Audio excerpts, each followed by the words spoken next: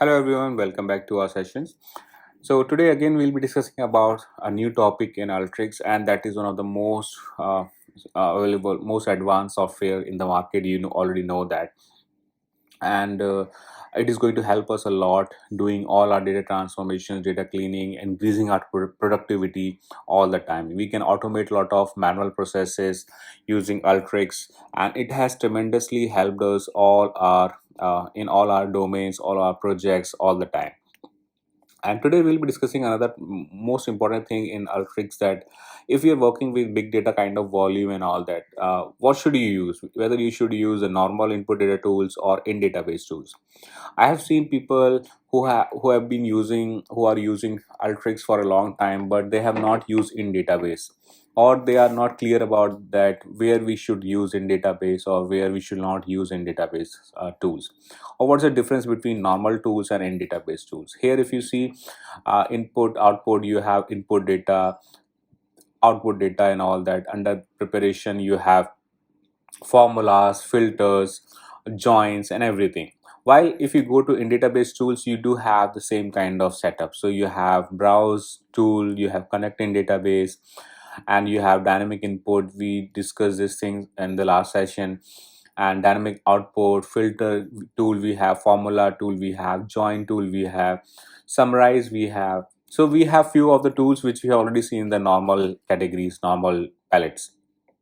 So let's check out and see that how it is going to help us, and what it does. So let's say I have just loaded a input data tool. So what happens, these are the normal tools. So when I load any data here, let's say I want to load this superstore data, okay, and I'll say orders, say okay. So when I load this data in Alteryx, what happens, the overall data set, whatever you have, whether it's a backend file, whether it's a cloud source, so SQL, or whatever database you are using. So all the data, whatever data rows you have, everything will be loaded into your Alteryx. And because of that, the Alteryx memory engine will be utilized here. It means your RAMs will be used. I have seen a lot of questions coming from users where they say that their workflows are running very slow, the performance is low when they are loading huge data.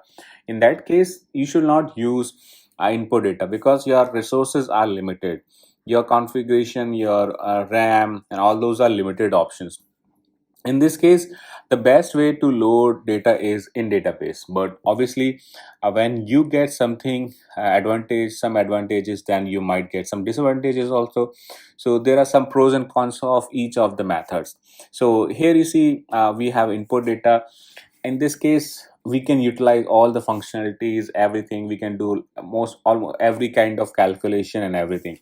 So here you see, this is, when I say in normal input data, it means the data itself is residing into the memory engine of Alteryx. Now I can do whatever I want. So that's a in memory. We call this as in memory analysis. In memory analysis. So we have two terms: in memory analysis and in database analysis.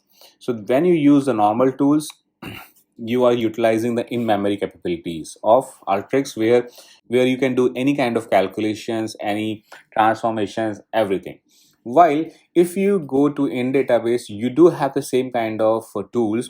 So I'll just load connect in database. Here you see connect in database, and I already have a SQL connection set up.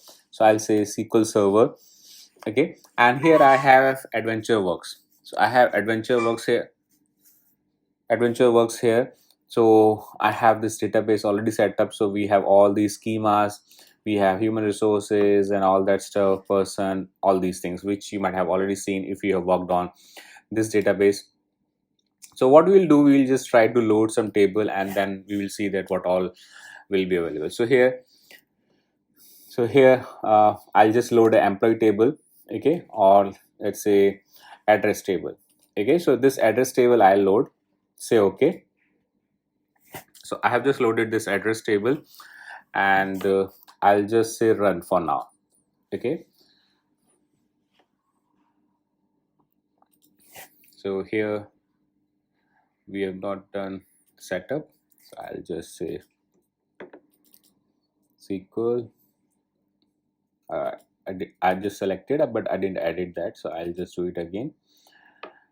And the person address table. Okay, so I got this table here. Now I'll say okay. So table is specified. So now say run. Yeah, this is working. So here you see that when I go to this particular tool, it shows me 9,994 records. Means the same number of records whatever are there in the backend table, whether it's a CSV, Excel, database table, whatever. While if I go to a browse tool, first thing that it doesn't show me number of records. So what I'll do, I'll add a browse tool here. Okay, so say run. Here you see it shows me only 100 records. So it shows me, first thing, if you notice that here I can just directly go to this particular tool Anchor. So input the tool Anchor, I can see number of records and everything, while it doesn't give me this information if I'm having in database tool. It just shows me the query. So it's nothing but select star from table name. Okay, but I have to use a browse tool to access the data, to see the data how it is looking like. So if you notice that it might be having 10,000, 20,000, 100,000, 1 million records, but it is showing me only 100 records this time. Okay, it is showing me only 100 records. That I can define. Yes, that is up to me as a user. I can define 100 records here on the left hand side. If you notice, browse first 100 records, 1,000 records, 10,000 records. It's your choice completely. I have changed it to 1,000. Now if I run the workflow, and I'll see that it is showing me 1,000 records. So that's a benefit we are getting. So we are not bringing all the data into the memory engine of Ultrix. It is not going to consume all my RAM. It is not going to give me slow performances and all that stuff. So this is useful in such cases where you are having big data kind of volume. You want to work with big queries like millions and millions of records. And you have, this is not only about one table, because when we create a workflow, we have to deal with tens of tables or hundreds of tables. So we cannot load millions and millions of data for each table. So in that case, in database tools are quite useful. Okay, so here input data tool, I could have used the same table. So let's say if I want to load same table data sources, here I have SQL Server. I can do the same thing. So let's say SQL Server connection, I can load the data same way, the way I am doing right now. Okay, so but it will be still load all the data whatever I have, so 10,000, 20,000 and all, because it's an in-memory tool. Okay, it will do the analysis as in memory, while this in database tools will do analysis as in database. Means your calculations and all that will happen at the backend only, not in Alteryx. You will write a function, let's say sum of sales. Okay, you want to do the aggregation, you want to do a aggregation sum of sales. So your results will be shown in front of you in Alteryx, but the calculation, everything is happening at the backend, and then final result is showing up here. Some people might get a query that, okay, here we are bringing in data in memory, we are bringing all the data, let's say 1 million, and here you are saying that it will load only 100 records or 1,000 records or 10,000 records based on your requirement. Then my calculation will, or my calculations, my aggregations will not be performing, or will not get performed on overall data set or complete data set. No, it's not the case. Though you are loading only 100 records or 1,000 records, your calculation will be performed on all overall data at the back end. So whether it's 1 million, 100 million, whatever. So numbers will always be same. Here if you say sum of sales is 1.5 million something, here also it will give you 1.5 million, though I'm loading only 100 records. Okay, although I'm loading only 1,000 records.